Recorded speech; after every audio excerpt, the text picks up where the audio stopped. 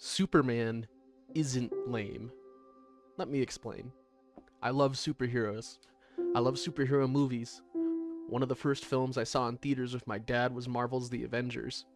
I was born in 2002, the perfect time to grow up watching Tobey Maguire's Spider-Man and grow up watching the MCU. Despite that fact, Marvel's heroes never topped my favorite, Superman. Unfortunately, in the modern day, Superman has gotten a reputation for being uninteresting and too powerful to be entertaining. And due to the heightened and action-packed nature of the MCU and even the DCU, I think most people watching the old Christopher Reeves films have a hard time staying engaged. But these people are watching Superman because they want pulse-pounding, balls-to-the-wall action, and that's not what Superman is about. Superman famously bears the symbol of the House of El on his chest, an S to our eyes that symbolizes hope. Superman was never meant to be represented as an all-powerful god that struggles with the profound questions of morality. He was meant to bring the hope that is represented on his chest to the people of Earth. Jor-El, Superman's space father, says it best. They can be a great people, Kal-El. They wish to be. They only lack the light to show the way. For this reason, above all, their capacity for good, I have sent them you. This is why I love Superman. Super is in his name, but I would argue that super doesn't refer to his great power. It refers to who he is as a person. He's not a god from another world, he's Clark Kent. Kill Bill Volume 2 argues that Clark Kent is the mask and Superman is who Kal-El really is. But this couldn't be further from the truth. A staple of the superhero mythology is there's the superhero and there's the alter ego.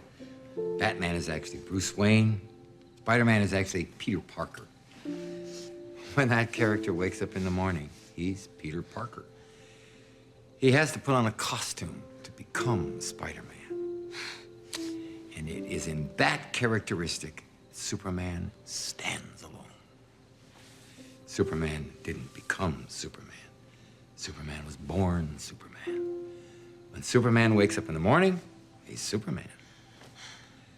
His alter ego is Clark Kent.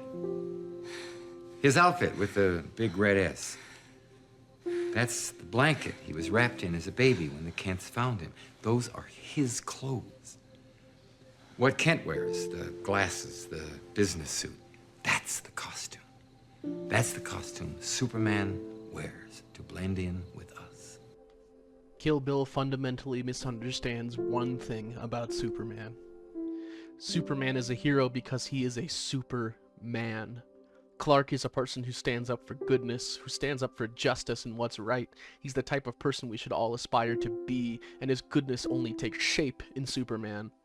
In a world of darkness and brooding heroes like Batman or deeply flawed, morally gray, genius playboy philanthropists, Superman stands as a beacon of light.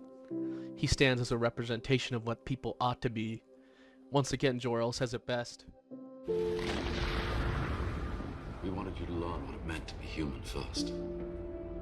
So that one day, when the time was right, you could be the bridge between two peoples. And yet Jor-El doesn't hide the truth. We will stumble, we will fall, but what makes Superman different than any other hero is his express purpose. His whole reason for being is to pick us back up again. To be the kind of hero that stops for a cat in a tree. To be the kind of hero whose first interest is to save and protect people.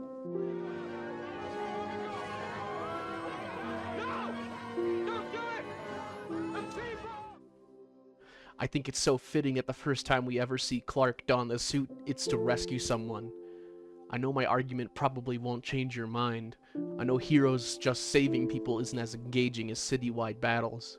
But regardless of how much movies move away from that simple heroism, no matter how many times the envelope is pushed, one thing will stay true. Superman will always bring me hope.